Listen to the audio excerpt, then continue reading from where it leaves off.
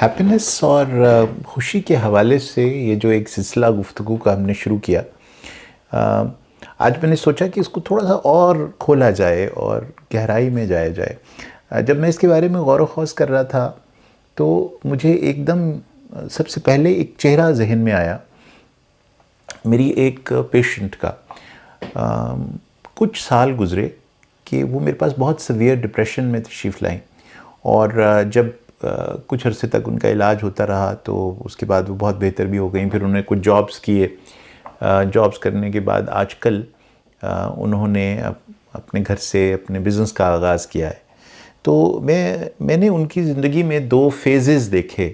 ایک وہ فیز جس میں بہت شدید ڈپریشن میں تھیں، اور کچھ ایسا سلسلہ تھا کہ وہ مجھے اکثر یہ کہا کرتی تھیں کہ ڈاکٹر صاحب میرا جینے کو اب جی نہیں کرتا، اگر یہ میرے بچے نہ ہوتے اس دنیا میں میرے ساتھ، اور مجھے اپنی ماں کا اتنا خیال نہ ہوتا کہ وہ میرے بعد کیا کریں گی، تو شاید میں زندہ نہ رہتی۔ یہ چہرہ میرے ذہن کی اسکرین پر آیا اور چلا گیا، اور تھوڑی ہی دیر میں ان کا آج کل کا چہرہ میرے نظر کے سامنے آیا، جس میں وہ کھل کھلاتی ہیں، ہنستی ہیں، تقریباً گفتگو کرتی ہیں تو ایسے لگتا ہے کہ جیسے وہ گفتگو نہیں کر رہی، گا رہی ہیں، اتنی وہ لہک کے بات کرتی ہیں، اتنی خوش نظر آتی ہیں اب وہ۔ تو میں نے سوچا کہ ان کی یہ جو دو کیفیتیں، ان کی بنیاد آپ کے سامنے رکھوں، اور اس سے پھر ہم کچھ نتائج اخذ کریں کہ یہ جو خوشی کی کیفیت ہے انسان کے اندر، جس میں وہ لہکنے لگتا ہے، اور اس کا سب سے جو بیسٹ پارٹ ہے اپنے ٹیلنٹس کا، وہ باہر آنے لگتا ہے، اس کے پیچھے کیا کہانی ہے؟ میں نے ان سے ہی پوچھا کہ ایک وہ زمانہ تھا جب آپ جینا نہیں چاہتی تھیں، اور ایک یہ زمانہ ہے۔ تو انہوں نے کہا جب میں جینا نہیں چاہتی تھی، اصل میں اس زمانے میں ایک رشتہ ٹوٹا تھا میری زندگی میں جو شخص آیا جس سے میں نے بہت ٹوٹ کر پیار کیا، اس نے مجھے چھوڑ دیا، دھوکہ دیا، چھوڑ دیا۔ جب وہ چلا گیا میری زندگی میں سے، تو میری زندگی کے سارے لطف، سب مزے ختم ہو گئے، اور جب یہ مزے اور لطف ختم ہو گئے تو پھر میرا جینے کو نہیں کرتا تھا۔ تو میں نے کہا کہ اب کیا ہوا ہے؟ کہنے لگیں کہ اب تو کمال ہی ہو گیا ہے۔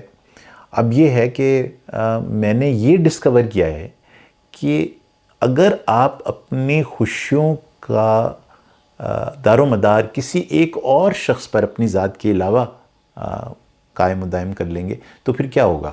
پھر تو آپ نے، جیسے ہم نے ایک اور گفتگو میں آپ سے بات کی تھی، کہ آپ نے اپنی ڈور، اپنی پتنگ کی کسی اور کے ہاتھ میں دے دی۔ اب وہ چڑھائے تو اس پتنگ کو چڑھا دے، اور چاہے تو وہ خوشیوں کی پتنگ وہ کاٹا ہو جائے، اور آپ کے ہاتھ میں بس وہ ایک خالی ڈور سی رہ جائے۔ ایسا ہی کچھ میرے ساتھ بھی ہوا۔ تو میں نے کہا کہ اب وہ ڈور بھی میرے ہاتھ میں ہے، پتنگ بھی میرے ہاتھ میں ہے، اڑا بھی میں خود ہی رہی ہوں، اور اگر وہ کٹ بھی جائے گی تو مجھے افسوس نہیں ہوگا، کیونکہ میں اڑا رہی ہوں اس پتنگ کو۔ تو یہ جو ایک اپنی ذات پر اعتبار اور اعتماد ہے، یہ ظاہر کرتا ہے کہ دو ایسی کیفیتیں ہیں، ایک جہاں آپ کی خوشیوں کا سارا دار و مدار دوسرے کے اوپر ہے، اور ایک جہاں آپ اپنی خوشیوں کے خود ذمہ دار ہیں، جو کانسیپٹ ہم آپ تک پہنچانے کی کوشش کر رہے ہیں اس گفتگو میں۔ اچھا، میں نے ان سے کہا کہ اچھا یہ بتائیے کہ وہ زمانہ کیسا تھا جب آپ ان سے ملی اور آپ نے ان کو پسند کیا، انہوں نے آپ کو پسند کیا؟ انہوں نے کہا بہت ہی خوبصورت، بس آپ سمجھیے کہ ایک نشے کی کیفیت تھی جس پہ میں تھی، بہت ہی لطف تھا، بہت مزے تھے، بس ایسے لگتا تھا کہ وقت اڑ رہا ہے۔ تو پھر جب وہ سب سحر ٹوٹا تو پھر سب کچھ، ہر طرف کرچیاں ہی کرچیاں بکھری ہوئی تھیں۔ تو میں نے کہا کہ یہ جو اب کیفیت ہے یہ کیا مزے کی نہیں ہے؟ تو انہوں نے فوراً اس کو ایک اور اس کے لیے لفظ استعمال کیا۔ انہوں نے کہا اسے مزہ تو ہے، لیکن اس میں لطف اور مزے کے ساتھ ساتھ ایک عجیب قسم کی آسودگی اور خوشی کی کیفیت ہے۔ تو میں نے پوچھا پہلے خوشی نہیں تھی؟ کہ ہاں تھی، لیکن آتی جاتی رہتی تھی، مزہ وہاں زیادہ تھا، لطف وہاں زیادہ تھا، خوشی یہاں زیادہ ہے۔